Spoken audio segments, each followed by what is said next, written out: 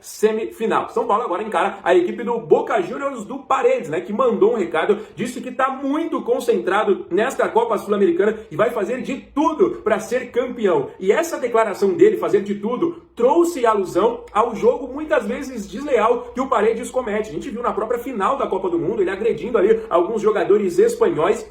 Foi, inclusive, punido pela FIFA. A gente trouxe nos últimos vídeos aqui a punição sobre ele, né? Mas para quem não acompanhou, parece que foi punido pela FIFA por 10 partidas. Só que, para já sanar a dúvida de vocês, somente pela seleção. Ele pode jogar por clube, normalmente fica punido de 10 jogos da seleção argentina. Então a gente vai ver um clima muito hostil no estádio da La Bombonera. Hoje também foram confirmadas as datas, os horários, os locais dessas grandes partidas, né? Ida e volta. O jogo de ida será no dia 8 deste próximo mês, lá no estádio da La Bombonera. É uma terça-feira, às 9h30 da noite. E o jogo da volta é na terça-feira seguinte, no mesmo horário, só que aí no estádio do Morumbi. A gente decide em casa e eu já quero saber de você como é que tá a expectativa. Tá confiante pra gente classificar, pra gente eliminar o Boca Juniors? Acha que a gente não vai conseguir passar de fase, né? Tem os otimistas, tem os pessimistas, né? Muita gente sonhando com uma classificação, quem sabe na busca de um título. Tem gente sendo um pouquinho mais realista, sendo pessimista. E eu quero saber de você que tá me assistindo aí, como é que você enxerga esses próximos jogos, esses duelos entre São Paulo e Boca Juniors pelas quartas de final de uma Copa Sul-Americana. Quando você fala São Paulo contra Boca, você imagina um jogaço de final de Libertadores, né? Muito cedo em qualquer competição o São Paulo encarar o Boca, ainda mais, né, na Sul-Americana. Não é característico das duas equipes jogar Sula, né? Os dois times estão sempre aí na Libertadores, mas esse ano o destino reservou aí esse encontro. Portanto, deixem aí no... Galera, vamos voltar a falar mais um pouquinho aí sobre o próximo jogo do Campeonato Brasileiro, né? Porque a gente falou bastante sobre Sul-Americana, porque hoje teve a confirmação de data, horários, locais e tudo mais, mas primeiro tem o Campeonato Brasileiro, né? Neste próximo sábado teremos São Paulo e Red Bull Bragantino por mais uma rodada do Brasileirão, né? O jogo vai ser muito difícil. O Bragantino é uma equipe chata, que já até fez freguesia na gente aí num histórico recente. E, sinceramente, não conta muito hoje, né? Se o jogo é no Morumbi, se o jogo é fora de casa. São Paulo não vive um bom momento, nenhum delas. Às vezes a gente tá ganhando em casa, não tá ganhando fora. Às vezes a gente tá até bem fora, mas não ganha em casa. Então, São Paulo vive um péssimo momento, tanto dentro, tanto fora de sua casa. Então, esse jogo contra o Bragantino vai ser meio que, vamos dizer assim, um divisor de águas, na minha concepção. Por quê? Se o São Paulo tem um resultado negativo contra o Bragantino, a torcida vai cair em cima da demissão do Dorival Júnior. E eu, inclusive, vou falar muito aqui sobre a demissão do Dorival Júnior. A princípio, a história da diretoria é de que não haverá demissão, não haverá troca no comando técnico às vésperas desse grande duelo, dessa decisão na Sul-Americana contra o Boca Juniors. Só que todo mundo tá vendo a péssima fase que o São Paulo tá tendo, o péssimo desempenho. O Dorival tem o pior aproveitamento dos últimos 6 treinadores que passaram com a camisa do São Paulo. Um dos piores inícios em questão de pontuação no Campeonato Brasileiro. Não era o início da competição, mas era o início dele, né? Então, o aproveitamento do Dorival no Brasileirão é de equipe rebaixada, historicamente falando. A porcentagem que ele tem de pontuação de vitórias é de uma equipe rebaixada. Então, eu sempre falo, é melhor tomar atitude antes do desastre. Antes do desastre acontecer, você tem que tomar ali alguma atitude. Você tá vendo ali que o negócio vai dar errado, você sai fora, você toma outro rumo, você toma uma outra atitude, né? Enquanto isso, São Paulo tá vendo ali, parece que o céu cair na sua cabeça e não tá fazendo absolutamente nada, né? Então, por isso, eu falo, esse jogo vai ser um divisor de águas. Uma vitória pode dar um pouquinho mais de moral pra comissão, um pouquinho mais de moral pros jogadores, pra, e quem sabe, né, tentar dar uma embalada pra encarar o Boca Juniors. Um resultado negativo, e eu considero até um empate um resultado negativo por conta do momento, por conta da pressão, né? Que é muito complicado. Pausa de 5 segundos para pedir a sua ajuda ao nosso canal com o seu like e se inscrever se ainda não for um inscrito. Vamos começar com informação exclusiva. O Rosário Central está de olho na contratação do Enzo Dias, tá? A gente soube através dos agentes do jogador. Eles confirmaram, né, que o São Paulo realmente chamou o Enzo Dias para conversar e falou para ele que ele está liberado para buscar um novo clube, que era para ele não continuar treinando. Essa informação foi dada primeiro pelos colegas do GE. E aí, a gente conversando com o staff do Enzo Dias, eles nos falaram que teve um clube brasileiro que chegou a sondar a situação dele, mas que essa situação não evoluiu. E o Tajeres também chegou a conversar, assim como o Racing, mas também acabou não dando andamento. E aí, do que eu soube, eles falaram que eles têm conversas ali meio que iniciais com o Rosário Central, tá? Ainda bem, de uma maneira bem superficial, né? Até com essa fonte que eu conversei me disse que ainda não dá para... Até perguntei, falei, poxa, eu posso falar que está em conversas otimistas, encaminhadas, assim? Ele falou, não, iniciais. Porque os agentes do Enzo Dias agora vão começar a vasculhar o mercado, né? Porque o tempo está se esgotando. A janela de transferências para alguns mercados já vai se fechar aí rapidinho, na semana que vem. Ainda vão ter outros centros, né? Como Estados Unidos e tudo, mas eles têm uma certa pressa. Basicamente, desse papo que eu tive, foi um papo para entender, a liberação por parte do São Paulo teria sido uma liberação em definitivo, né? Então, se chegar uma proposta em definitivo, com alguns valores, ou o jogador abrir mão de vários valores que ele deveria receber, que o São Paulo ainda está devendo, ou e uma compensação financeira, ou um outro caso seria realmente uma possibilidade de empréstimo, porque o jogador ele tem contrato com o São Paulo até o fim de 28. Então o São Paulo entende que um empréstimo vai até um ano de empréstimo, né, igual no caso do TAP, o São Paulo ainda teria 1 ano e meio para poder ter como base, como sustentação e segurança, essa possibilidade do Enzo Dias ainda ter um longo tempo de contrato do Enzo Dias. Vamos lá, o Dorival, ele pediu reforços, né? Só que a diretoria tá meio dividida. E aí até me pediram, né, para não falar nomes, porque poderia pintar, eu falando nomes, poderia pintar como um racha dentro da diretoria, da alta cúpula, e que não é um racha. São apenas opiniões divergentes entre eles, tá? Então, do que a gente pode trazer para vocês de apuração, do que a gente pode falar realmente de toda essa questão, é de que hoje são 4 pessoas que têm voz ou que tomam decisões dentro do planejamento do departamento de futebol, né? Um deles é o Dorival Júnior, que é o técnico. E aí há uma divisão, porque 2 pessoas querem reforços e entendem que o Dorival e essa pessoa estão corretas em pedir um centroavante e um meio-campista. O meio-campista é mais por parte dessa outra pessoa que entende que o São Paulo precisa de um 10, precisa de um articulador, e que o Marcos Antônio foi testado ali mais na frente e não deu certo, e que o Cauli também não vai ser um cara que vai conseguir fazer essa função, e você dando mais oportunidades para o Cauli, você vai ter que fazer uma compra, e o São Paulo não quer comprá-lo neste momento. Então, também o Pedro Ferreira, mas eles entendem que não dá para colocar o Pedro Ferreira nessa questão hoje. Então, que o São Paulo precisa de um articulador, precisa de um jogador para jogar aberto pela esquerda, para cair mais para o meio, ou no sistema com 3 zagueiros, né? Você jogar ele ali atrás ali do Luciano e do Caleri, por exemplo. Então há esse consenso, além do fato do centroavante. O Gustavo Santana ainda é novo, o Rian Francisco ainda é novo, então eles ainda não têm uma plena confiança nos 2 jovens, mas o André Silva é um caso curioso, porque o André Silva o Dorival nunca quis como centroavante, só que ele testou ele como um 10, né, na função do Luciano, ali como segundo atacante, e acabou também não dando certo. Então hoje o Dorival entende que o André é um jogador que é uma das, não diria últimas opções, mas não é uma das opções mais preferidas do Dorival. Eu até não descarto dele ter talvez uma última chance contra o Bragantino numa função de 9, mas hoje o cenário é de que, cara, não vai dar, acho que não temos uma plena confiança nisso, tá? E aí, por conta disso, há esse racha. Tem 2 pessoas que querem reforços, uma delas é o Dorival, e tem outras 2 pessoas que estão acreditando que, cara, não tem como pedir reforço. Por quê? A gente está devendo os jogadores já estão pé da vida que a gente não está pagando. A gente vai trazer reforços. E a gente não tem caixa também para trazer reforços. Então a gente tem que ir com o que dá. A gente tem que ir com o que tem aí, meu irmão. Já trouxemos 5 reforços, já fizemos uma reformulação. Então não tem mais cabimento a gente buscar mais gente no mercado. Então há essa divisão do Morumbis. Vamos falar sobre o Gustavo Santana, tá? Hoje, do que a gente tem de apuração, o Gustavo Santana, ele tá largando na frente para a disputa da titularidade contra o Bragantino, tá? Existe hoje uma certeza, né, de que o André realmente não vai conseguir desempenhar essa função e de que o Gustavo Santana tá largando na frente nessa vaga do Caleri. O Caleri ainda é dúvida para esse confronto contra o Bragantino, não dá para sacramentar ainda se ele vai ou não realmente fazer parte do time. Mas o Gustavo hoje é o cara que o Dorival, dentre as peças que ele tem, é quem ele deve confiar. Ele tem testado, né, o Rian também nessa função, tem visto ali como é que vai se tornar a dupla Luciano e Rian, mas hoje ele tem uma predisposição um pouco maior de contar realmente com o Gustavo Santana aí para ser esse jogador, tá? Então devemos ter o Gustavo Santana como titular na partida contra o Braga. O São Paulo e o staff do Young estão conversando por uma rescisão contratual, tá?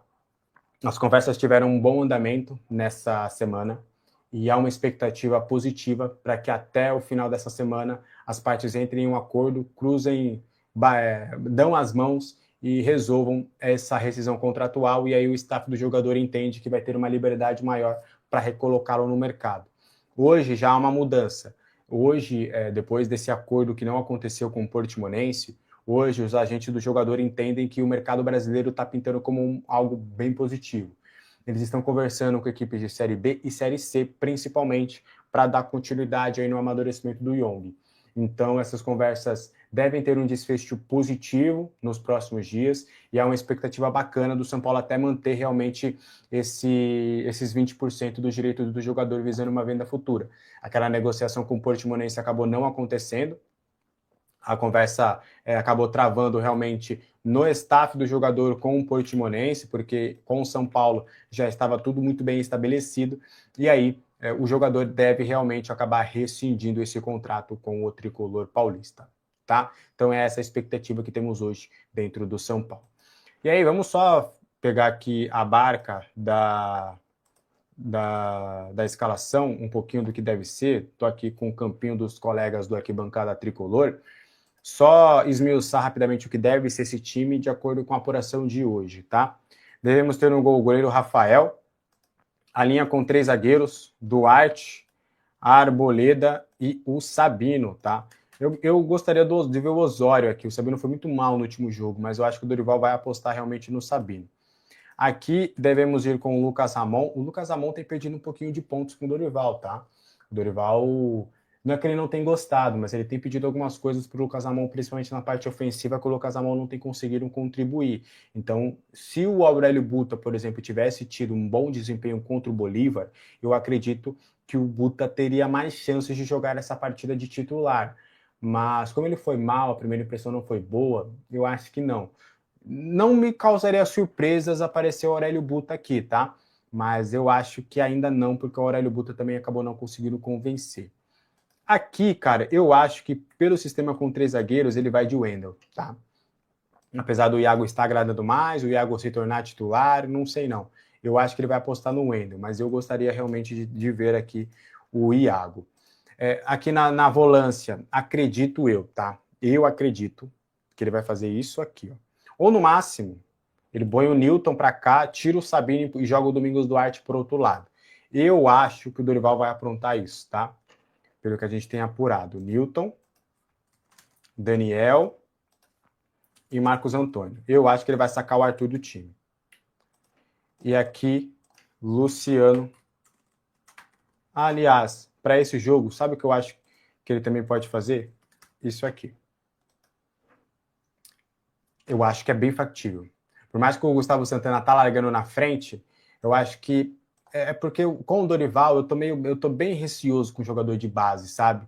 Então, por mais que falam, ele tá testando lá o Gustavo Santana, é o Gustavo que tem trabalhado, eu acho que, cara, até sábado tem chão, e eu acho que ele pode armar isso aqui, ó. Eu acho que ele pode armar isso, né? Um sistema desta forma, eu acredito que ele pode acabar jogando dessa forma para pegar o Bragantino, tá? Aproveitando que tá sem o Caleri e tudo, enfim.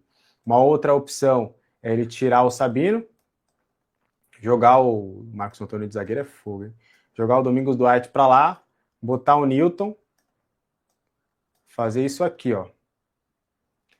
Aí pode aparecer um Pablo Maia da vida, mas eu acho que ele pode também fazer isso, tá?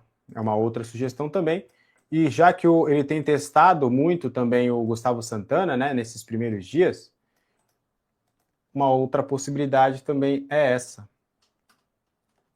né? Dele fazer isso também. Beleza? Não deve fugir muito disso. O Buta, cara, o Buta seria ótimo, né? Mas se tivesse um lateral mais ofensivo, seria ótimo, mas o Buta não mostrou nada contra o Bolívar, né? Mas enfim, é mais ou menos nesse cenário que deve ser esse time. A tendência é que o Caleri aí não entre em campo, tá? E com isso, o Dorival, se confirmar, né, evidentemente o Caleri aí fora, o Dorival vai ter que mudar mais uma vez a escalação do São Paulo. Provável ausência de Caleri obriga Dorival a pensar na 12ª escalação diferente em 12 jogos do São Paulo. Até aqui foram 11 jogos do Dorival pelo São Paulo, com 11 escalações diferentes. Ele nunca conseguiu repetir a escalação do São Paulo. 11 jogos e 11 escalações diferentes. Globoesporte.com. É improvável que Caleri tenha condições de jogo pelo São Paulo neste sábado no estádio do Morumbi contra o Red Bull Bragantino. Se o argentino não for relacionado, o Dorival Júnior será obrigado a escalar o 12º time diferente em 12 jogos no comando do time. O centroavante é o único jogador que foi titular em todas as partidas do técnico. Ele teve um entorse no tornozelo esquerdo e foi substituído ainda no primeiro tempo da derrota para a Chapecoense no último domingo. O Caleri ainda não está treinando com o time. Ele realizou apenas trabalhos individualizados na atividade da última quarta-feira. O São Paulo vai realizar testes com o argentino nos próximos dias, no caso, no treino de hoje, quinta e sexta, para entender se ele aguentaria a carga de jogo, que hoje é visto como muito difícil. Então, tem que aguardar o treino de hoje, quinta-feira, vai ver o que o Caleri fez, se ele conseguiu avançar na recuperação, se melhorou. Tem um treino de sexta-feira, né, mais 2 atividades até o jogo aí para definir se ele vai estar à disposição ou não, né? Sem ele, o Dorival pode promover o primeiro jogo como titular do jovem Gustavo Santana, de apenas 20 anos de idade. Ele foi o escolhido para entrar na vaga do Caleri na última partida, né? Além além do Gustavo Santana, tem o André Silva, né, que tá aí perdendo espaço, tá um momento aí bem ruim, 1 ano sem fazer gol, né, o André Silva, e tá incomodado no São Paulo porque ficou fora contra o Coritiba, ficou fora merecidamente, porque mereceu estar fora, porque o Rian e o Gustavo Santana estão vivendo aí momentos melhores do que o André Silva, estão aí entregando mais para o Dorival, por isso que ele ficou de fora daquela partida contra a equipe do Coritiba. E tem o Rian também, então tem essas 3 possibilidades aí para o Dorival escalar no lugar do Caleri: André, Rian e o Gustavo Santana. Domingos Duarte vira peça fundamental no São Paulo. Domingos Duarte atualmente é tratado como titular da defesa do São Paulo. O zagueiro conquistou a comissão técnica, a diretoria e também os companheiros de elenco. Internamente, o jogador passou a ser considerado uma peça fundamental para a equipe bastidor que traz aí o Alexander Vieira. Cara, realmente ele chegou muito bem, né, cara? O cartão de visitas aí do Domingos Duarte é muito bom mesmo. E uma coisa que me irritou nesse último jogo contra a Chapecoense foi o fato dele ter dado entrevista depois do vexame, né? Tipo assim, quem tinha que botar a cara lá era o senhor Luciano, né, que usa 10 e usa a faixa de capitão, não foi falar depois do jogo. Senhor Rafael não foi falar depois do jogo, né?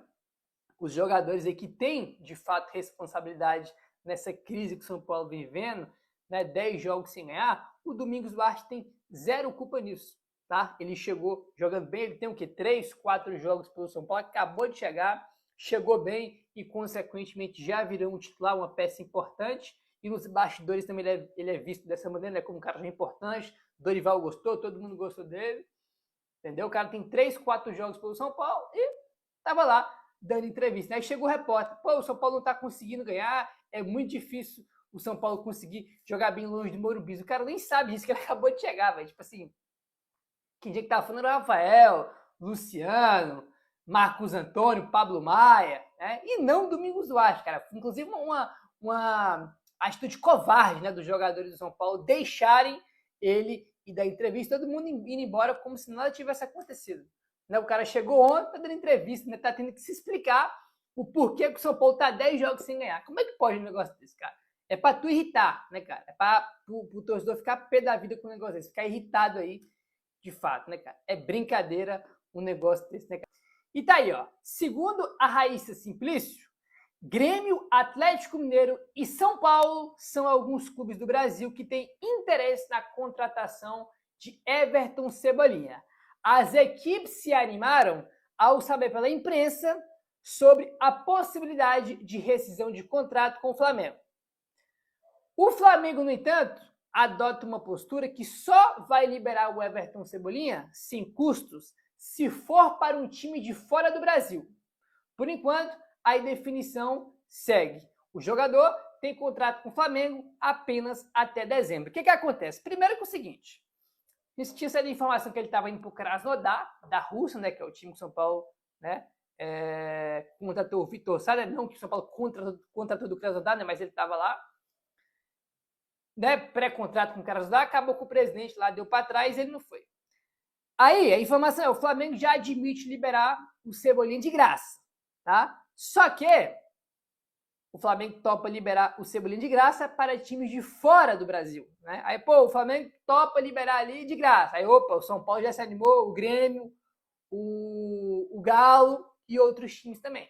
Só que o Flamengo fala, só libera de graça para a Europa, ou para o exterior, para outro mercado alternativo. O Brasil, o Flamengo, tá aí com a linha dura de não liberar o Cebolinha de graça. Então, qualquer time brasileiro que quiser tirar o Cebolinha do Flamengo, ou vai ter que convencer o Flamengo a liberar de graça, ou vai ter que dar uma compensação financeira para o Flamengo. O São Paulo não tem condição nenhuma de dar uma compensação financeira para o Flamengo, fora que, mesmo que ele tivesse livre, o salário dele é muito alto, né?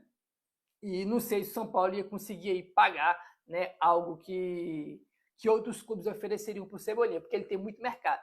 Ele tem muito mercado aí. Eu acho o Cebolinha um ótimo jogador, adoraria ter no São Paulo, porém, acredito eu ser muito difícil aí a chegada dele. O Dorival trabalhou com ele. Deixa eu falar, acho que a melhor fase do Cebolinha no Flamengo foi em 22 com o Dorival. Mas acho bem difícil aí. Né? E nessa janela de transferências, o São Paulo trouxe 5 reforços, mesmo sem dinheiro para gastar, né? No entanto, a diretoria segue ativa no mercado em busca de mais. A prioridade é ao menos mais 2 reforços aí para essa janela de transferências que fecha no próximo dia 11. Dorival Júnior pediu um meio-campista e um atacante, goleador. O problema hoje é a questão financeira, que é caótica no São Paulo. Internamente, há uma divisão quanto a mais reforços para o elenco. Uma ala entende que o São Paulo não deve fazer contratações novas por conta das não vendas ainda, né? Então, eles não querem que o São Paulo faça contratações sem antes fazer ao menos uma venda. Esse cenário é agravado por conta dos atrasados com o atual elenco. Para pessoas da diretoria, ligadas à diretoria, uma ala dela, né? Novas contratações podem soar como um sinal de desconsideração com os atletas do atual elenco que estão ali, rapaziada, com direitos de imagem atrasados, né? Por outro lado, avalia-se que o elenco carece ainda de algumas peças, né? Para o setor de meio de campo, mas principalmente para o setor ofensivo, para um substituto de Caleri. Além disso, há uma necessidade de um meio de criação. São Paulo segue priorizando oportunidades de mercado, operações de baixo custo. O Dorival pediu, mas o São Paulo encontra dificuldades, principalmente no aspecto financeiro. Então vamos aguardar para ver se o São Paulo vai conseguir contratar jogadores ou não, tá? Nos últimos dias, Enzo Dias esteve treinando no CT da Barra Funda em horários alternativos, fez alguns aquecimentos com o elenco, mas agora o São Paulo mudou de ideia e tomou a decisão de liberar o jogador das atividades. O clube comunicou ao staff do atleta que ele não precisa mais comparecer no CT da Barra Funda, tá dispensado, tá liberado. Enzo Dias está liberado para procurar um novo clube, inclusive. A ideia da diretoria tricolor é acelerar a saída do atleta, né? Enzo Dias não joga uma partida desde o dia 31 de maio, foi na derrota contra o Remo fora de casa pelo Campeonato Brasileiro, a última rodada da competição, né, do primeiro turno. O contrato do argentino com o tricolor é válido até o final de 2028. O São Paulo nega que o afastamento tenha sido por conta dos atrasados, por questões financeiras, né? Mas sabe-se internamente que o atleta está incomodado com os atrasos. Por conta disso, o rendimento dele nos treinos acabou despencando e ele foi afastado. Segundo o portal Radar da Bola, Internacional, São Lourenço da Argentina e um clube da Major League Soccer dos Estados Unidos sondaram o Enzo Dias. As conversas estão em estágio inicial ainda. Já o Racing da Argentina está ainda com negociações travadas. Agora Enzo Dias nem no CT da Barra Funda ele treina mais, né? Vamos aguardar. O Rosário Central também demonstrou interesse no lateral esquerdo. Isso, aquele mesmo, time do Di Maria, né? Vamos ver se o Enzo Dias vai conseguir ali um novo clube para atuar. É a esperança do São Paulo, né? E o São Paulo encaminhou nas últimas horas mais 2 saídas do mais profundo nada. E foi do nada mesmo, não deixou nem vazar, porque sabe que se vazasse antes do acerto, o negócio ia pegar fogo de novo, ia ter que mudar de ideia de novo, a torcida ia fazer barulho, a gente já sabe, né? A primeira saída foi do volante Hugo, já era as categorias de base, né? O Hugo tá com 22 anos de idade, era uma grande esperança aí para o setor de meio de campo, né? Mas não acabou acontecendo, porque esperava-se que após a grave lesão que ele teve no ano passado na Copinha, ele voltasse esse ano e fosse utilizado, né? Tivesse mais oportunidades. Não foi o que aconteceu, e agora o São Paulo está emprestando o Hugo ao Mito Horignoc do Japão. Bom, a informação inicial é que o acordo é válido até janeiro do ano que vem, sem opção de compra. O acordo inicialmente não prevê opção de compra, de acordo com o jornalista Gabriel Sá. Mas, de acordo com outro jornalista, o Valentim Furlan, também do All Sport, o contrato prevê sim opção de compra. Então a gente só vai saber quando tiver o anúncio oficial, né? O contrato foi assinado hoje pela manhã, o negócio está fechado. O Hugo tem contrato com o São Paulo até o final de 2028, como eu falei, é uma grande joia de Cotia, mas o São Paulo preferiu contratar o Newton, né? Outro que está sendo emprestado é o atacante Paulinho, tá? O jogador já está aí no União Torrense de Portugal. Aliás, o jogador já está treinando com o elenco do Torrense.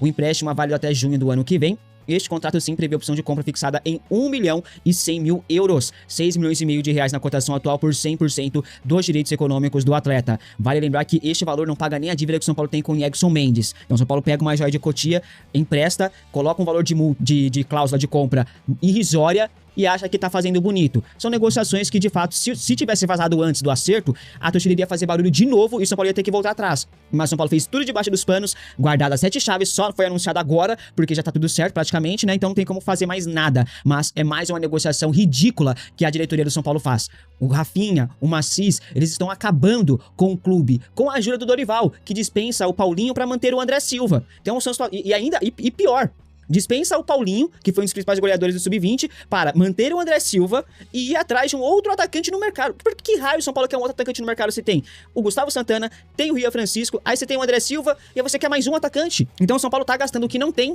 para trazer reforços para setores que já estão cheios. Não faz o menor sentido, né? Mais uma vez, São Paulo dispensando as suas joias de Cotia para trazer jogadores ali medianos, veteranos acima dos 30, jogadores nota 6. Você achou uma boa as saídas de Paulinho e Hugo? Comente aqui abaixo que eu quero saber a sua opinião. São Paulo fez uma sondagem por Cebolinha nos últimos dias. O negócio também acabou não avançando por conta dos valores, isso porque a pedida de Cebolinha foi considerada alta, acima dos R$1 milhão por mês, fora as luvas que também são bem elevadas. No momento, nada avançado por Everton Cebolinha no São Paulo, mas o jogador segue no radar da diretoria. Além do São Paulo, Grêmio e Atlético Mineiro também demonstraram interesse na contratação de Cebolinha. O Flamengo, no entanto, bateu o pé e afirma que só vai liberar o Cebolinha de graça para o futebol do exterior. Para clubes brasileiros, o Flamengo vai exigir algum tipo de compensação financeira. Agora, ofereceram R$1 milhão por mês para o Vitor Sá e não tem o valor para contratar o Cebolinha. Parabéns aos envolvidos mais uma vez, Rafinha, Arrima Assis, vocês estão de parabéns. O Vitor Sá hoje é reserva do Ferreirinha, que é reserva do time titular, ou seja, o Vitor Sá ganhando R$1 milhão por mês é reserva do reserva, e o reserva que tá à frente do Vitor Sá, o Ferreirinha. Não é que é um puta jogador, não, o Ferreirinha. Então são contratações, são negociações que eu repito, gente, pelo amor de Deus, o São Paulo tá gastando o que não tem com jogadores meia boca, ao invés de fazer contratações assertivas. O desespero e amadorismo da diretoria São Paulina está ferrando com o clube. Fora que, até agora, o São Paulo não conseguiu fazer uma única boa venda. O São Paulo não tem uma grande venda até agora, gente. O São Paulo vendeu o Rodriguinho por, se não me engano, foi R$20 milhões, alguma coisa assim. Vendeu o Eric por R$5 milhões e foi só. Não tem mais nada. Sendo que o clube tem uma meta de R$180 milhões. Vai tirar o dinheiro da onde? Quem que vai vender por esse valor? Entendeu? Então o São Paulo esperava que o William Gomes seria esse cara. Não é, o Porto não vai vender. O São Paulo neste ano se ferrou. Esquece. O São Paulo pode ganhar um nome de peso no radar para a temporada de 2027. Revelado pelas categorias de base do tricolor. David Neres deseja retornar ao futebol brasileiro no próximo ano e tem o clube do Morumbis como prioridade para uma possível volta ao país. A intenção do ponta-direita é encerrar seu período no exterior e voltar ao Brasil em 2027. Nesse cenário, o São Paulo aparece em posição especial por toda a ligação construída pelo atacante com o clube onde iniciou sua carreira profissional. Apesar da preferência pelo tricolor, Neres não fecha as portas para outros clubes brasileiros. Caso o retorno ao São Paulo não seja possível e apareça uma proposta envolvendo um projeto esportivo considerado interessante, o atacante poderá avaliar outras possibilidades. Neres passou pelas categorias de base do São Paulo e chegou ao profissional antes de ser negociado com o futebol europeu. Desde então, construiu sua trajetória fora do Brasil e se consolidou como um atacante de velocidade e habilidade pelos lados do campo. Agora, a possibilidade de retornar ao país começa a entrar nos planos do jogador para a próxima temporada. E aí, torcedor, você acha possível que David Neres retorne logo mais ao futebol brasileiro? Deixe sua opinião nos comentários.